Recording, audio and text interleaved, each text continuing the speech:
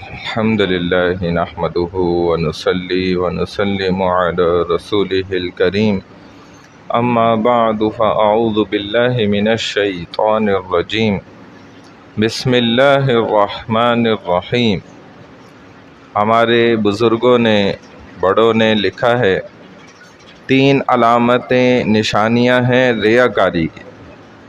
جس شخص میں یہ علامت پائی جائے تو وہ اپنی اس نشانی کو درست کرے۔ یہ ریاکاری کی نشانیاں ہوتی ہیں۔ تو پہلی بات جو لکھی، فرمایا کہ جو شخص لوگوں کے سامنے چست ہے، یعنی کہ جلوت میں چست اور خلوت میں سست۔ جلوت میں چست کا مطلب کہ لوگ دیکھ رہے ہیں تو حضرت ماشاءاللہ سے 6 8 10 رکعتیں پڑھ لیں، اور دعا بھی بڑی تفصیلی مانگ رہے ہیں، اور اگر سنتیں پڑھ لیتے تو ان کو طویل کر دیا، لمبا کر دیا کہ جی لوگ مجھے دیکھ رہے ہیں، لوگوں کے سامنے رو رو کر دعائیں مانگنا۔ اور اکیلے میں 2 رکعت بھی پڑھ لیے، 4 بھی پڑھ لیے، مختصر دعا بھی کر لی، رونا بھی کوئی ضروری نہیں ہے۔ تو فرمایا یہ ریاکاری کی نشانی ہے۔ دوسرے نمبر پہ فرمایا کہ اس کی نیکی پر کوئی تعریف کر دے تو یہ پھولے نہ سمائے، اور اس کو بڑا اچھا لگے، مزہ آئے، کیونکہ نفس کی عادت ہی یہی ہے کہ جیسے ہی وہ تو ہمیشہ چاہتا ہے کہ اس کی تعریف ہوتی رہے، اور جیسے ہی تعریف ہوتی ہے تو ایک دم خوش ہو جاتا ہے۔ تعریف کرنے پر اس نیکی کے کام کو کرتا ہے اور زیادہ کرتا ہے، اور اگر تعریف نہ کی جائے تو امید کرتا ہے، ایکسپیکٹ رکھتا ہے کہ میری تعریف ہونی چاہیے، تعریف کی جانی چاہیے۔ اور تیسری علامت اور نشانی فرمایا کہ اگر کوئی اس کو ملامت کر دے تو نیکی چھوڑ دیتا ہے، نیکی سے ہٹ جاتا ہے، بھاگ جاتا ہے نیکی سے۔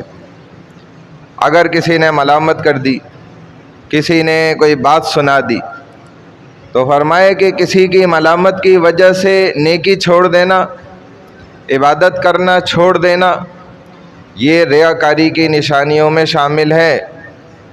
اسی لیے ہم اگر لوگوں کے لیے یہ کام کرتے ہیں تو ایسا ہی کرے گا انسان، لیکن اگر رب کے لیے کرتا ہے تو پھر کبھی بھی نیکی کو نہیں چھوڑے گا، اس نیکی پہ جمع رہے گا۔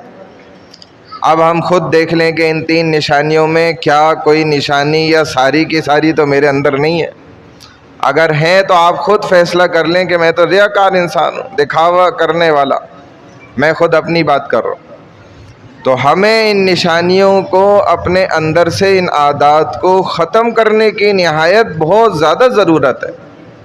کیسے ختم ہوں گی؟ اللہ والوں کے پاس نیک لوگوں سے تعلق جوڑ کر، علماء اکرام کے صحبت میں ان سے دوستی لگا کر ان بیماریوں کا علاج ہو جائے گا۔ یہ کوئی بہت خطرناک اور بڑی بیماریاں تب نہیں ہیں جب آپ ان کا علاج کریں، اور اگر علاج نہ کریں تو یہ ان میں سے ہر ایک بیماری موذی بیماری ہے، نیوکلیئر ڈیزیزز جن کو کہا جاتا ہے، کہ یہ جان لیوا، وہ بھی دنیاوی جان لیوا نہیں، اخروی، آخرت میں مروا دینے والی۔ دنیا میں بندہ کہتا ہے نا یار آپ نے مجھے مروا دیا، حالانکہ دنیا کا سب کچھ بھی ضائع ہو گیا تو انسان مرا نہیں، ابھی بھی وہ زندہ ہے، وہ پھر سب کچھ بنا سکتا ہے، اللہ نے اسے طاقت ہمت دی ہے۔